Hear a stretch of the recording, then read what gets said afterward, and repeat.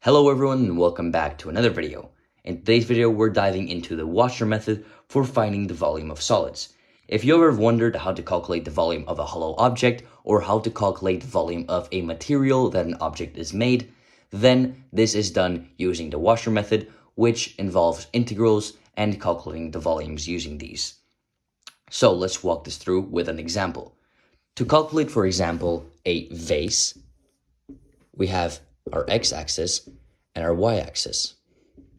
We have our outer radius, our outer function, which is, for example, this one, and this one is rotating, and we have our inner function, which could maybe be this one. Because a vase is obviously not super thin, there is some volume in between the inner side and the outer side, and this volume is the one we want to calculate. Not exactly this one, but since this is rotating, like so, it's just infinitely rotating, this will eventually create an object with this form, all again, and around, until this is done infinitely times to create an object where there is a little space between the outer side and the inner side. And what we want to calculate is that the volume of that inner space. What is the volume of that inner space between the outer side and the inner side? Well, this could be a material that we want to calculate the volume of, or if the volume is hollow, if this object is hollow, if here there's nothing but air, and we want to calculate how much air is inside that. Well, this is also done by a formula, and the formula is the following. The volume is equal to pi times the integral of upper limit b and lower limit a of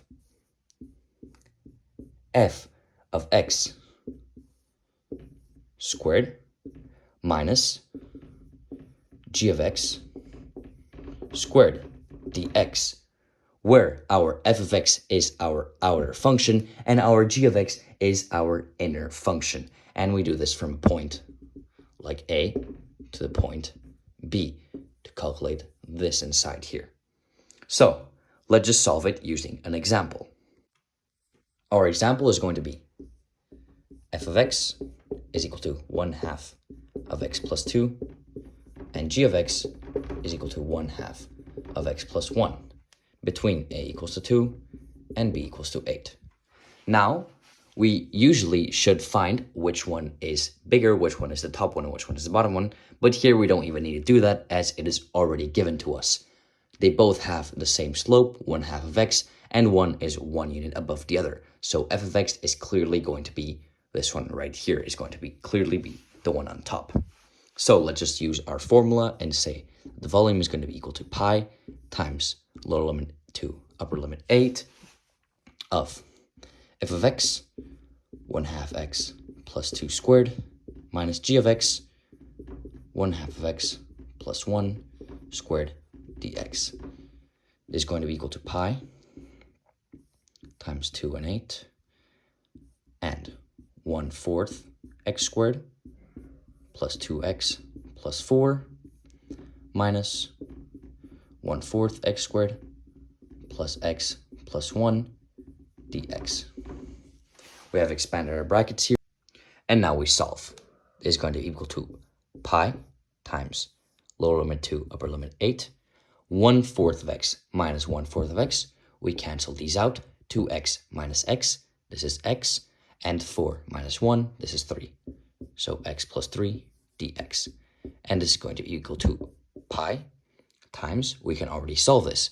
This is x squared over 2, and this is 3x. Apply to 8 and 2. This is going to be equal to pi times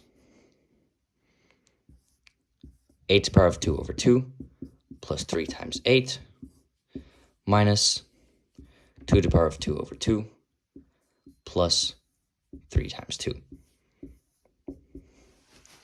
And therefore, this will be pi times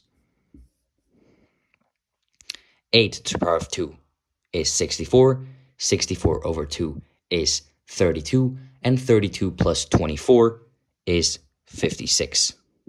So this is going to be 56 minus, and this is going to be 2 squared is 4. 4 divided by 2 is 2.